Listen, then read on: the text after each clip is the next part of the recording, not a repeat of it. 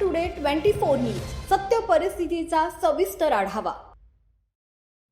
महानगरपालिकेचे महापौर सय्यद इक्बाल यांच्यावर एका युवकानं धारधार शस्त्राने हल्ला करण्याचा प्रयत्न केल्याची घटना 9 जुलै रोजी सायंकाळी महानगरपालिका कार्यालयात घडली आहे। या घटनेमुळे महापालिका परिसरात काही काळ तणावाचं वातावरण निर्माण झालं होतं। मिळालेल्या माहितीनुसार सायंकाळी 7 ते 8 वाजताच्या दरम्यान एका युवकानं निवेदन देण्याच्या बहाण्यानं महापौर सय्यद इक्बाल यांना भेटण्यासाठी महानगरपालिका कार्यालयात प्रवेश केला। निवेदनाच्या संदर्भावरून त्याने महापौर यांच्याशी बातचीत करून वाद घालण्याचा प्रयत्न केला। महापौर सय्यद इक्बाल यांनी संबंधित युवकाला समजावून सांगण्याचाही प्रयत्न केला, मात्र तो ऐकण्यास तयार नसल्यानं सुरक्षा रक्षकांनी त्याला कार्यालयाबाहेर काढलं। त्यानंतरही युवकानं गोंधळ सुरूच ठेवला।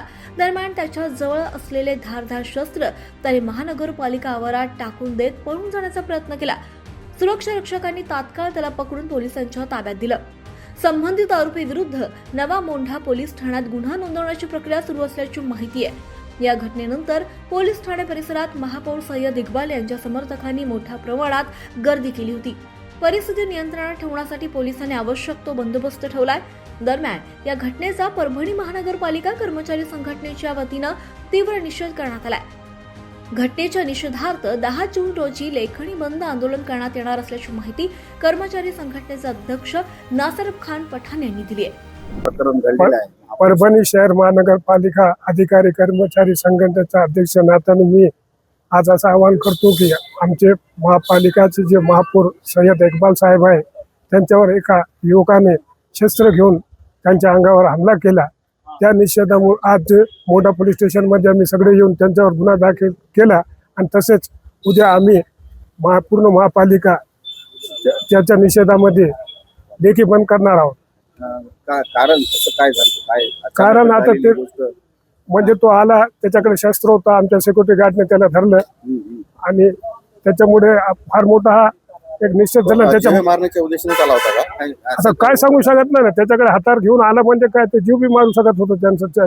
आमचे सिक्युरिटी गार्ड होते बोले बरं झालं ना। घटना किती वाजता घडली काय असेल त्या अंदाजा तितकं तर समजा त्यावेळेस मी नव्हतो तिथं, आणि माझे सिक्युरिटी गार्ड होते। माझ्याकडे सुरक्षा विभाग प्रमुख बी आहे मी, आणि माझे कर्मचारी तिथे होते। महापौर साहेबांचं असं झालं की त्या लोकांनी धरलं। आज सगळे महापौर साहेब आणि सगळे लोक येऊन तिथे पी.आय. साहेबांकडे बसले आणि त्यालाही धरलं। आणि त्याच्या मनात काय होतं, कर्मचाऱ्यांची काय भूमिका असणार आहे सगळं म्हणजे महापौरवर असं झालं उद्या कुणावर आंदोलन करणार का? नाही, लेखी बंद करणार आम्ही, होतो निषेध करणार या घटनेचा। महापौरांवर जर असं होत असेल तर सामान्य माणसाचाही सुरक्षित बरोबर ना, त्यामुळे आम्ही थोडस एक निषेध करणार आहे उद्या। थँक्यू।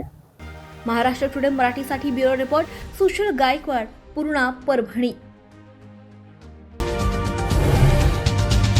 आजच महाराष्ट्र टुडे 24 न्यूजला सबस्क्राईब करा आणि सत्य परिस्थितीचा सविस्तर आढावा पहा।